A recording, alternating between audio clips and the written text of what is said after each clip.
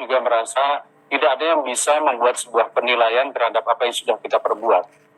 Kompetensi kita mengajar, atau juga kayak Bang Andreas, sudah belasan tahun dari politisi, mungkin kalau ikut tes komputer belum tentu lulus. Belum tentu. Kenapa? Karena mungkin ada hal-hal yang kita tidak menguasai tes komputer. Ya, bukan berarti bahwa terus Bang Andreas menjadi tidak kompeten, tidak. Saya harus menyampaikan sebelum kepada anggota, kami di Komisi 10 ini juga sudah agak rudet, bahasa Sunda terudet ya, dengan permasalahan yang ada, maka kami kemudian menyampaikan ini harus kita berbicara lintas komisi. Dan kita semua sudah kita tawarkan pada kawan-kawan, kita harus angkat ini menjadi pansus. Ya.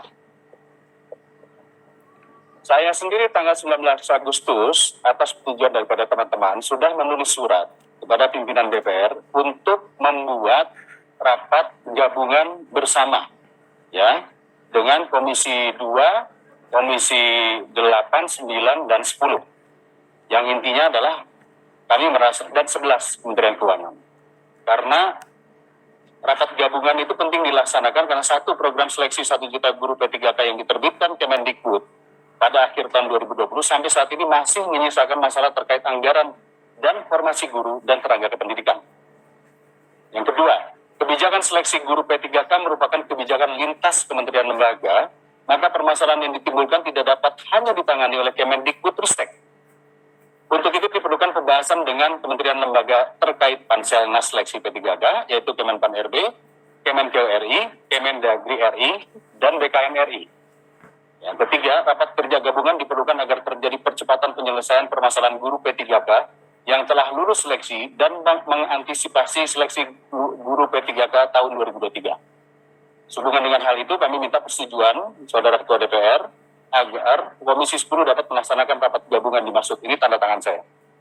Lalu kemudian kami juga melakukan komunikasi lobby-lobby dengan pimpinan DPR dari Komisi 2. Karena Komisi 2 ini membawai Kemenpan RB, Kemendagri, termasuk juga Panselnas.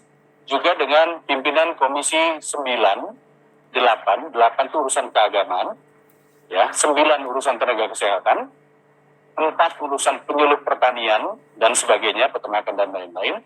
Lalu kemudian juga nanti ada masuk lagi yang lainnya. Dan pimpinan Komisi 2 sudah menulis surat kepada kepada pimpinan DPR RI.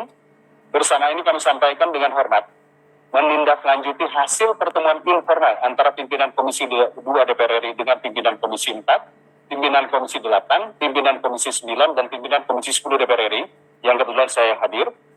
Karena ini adalah follow up dari apa yang sudah kita lakukan ya. Yang dilaksanakan tanggal 23 Agustus 2022 membicarakan permasalahan dan langkah penyelesaian tenaga honorer secara menyeluruh. Telah disepakati bahwa pimpinan Komisi 2 DPR RI bersama para pimpinan Komisi 4, 8, 9, dan 10 akan melakukan pertemuan konsultasi dengan pimpinan DPR RI.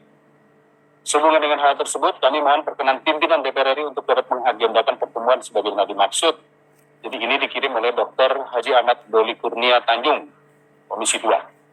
Nah, saat ini tentu kita masih menunggu, karena kalau pansus, itu harus yang mimpin pimpinan DPR. Karena beda lintas. Jadi apa yang disampaikan Bapak dan Ibu, memang harus kita selesaikan melalui pansus. Tapi dimulai dari kami audiensi dengan pimpinan DPR.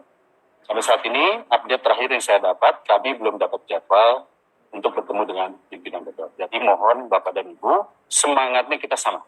Semangatnya kita ingin melakukan mengurai benang kusut ya dalam carut marut ini, tapi tidak bisa hanya Komisi 10. Itu sebabnya apa yang Bapak Ibu sampaikan tadi akan mendorong kami untuk mempush dan lebih giat lagi. Tapi saat ini bolanya tentu kita minta waktu pimpinan DPR untuk memimpin rapat gabungan. Ini pandangan dari saya. Saya persilakan kawan-kawan untuk memberikan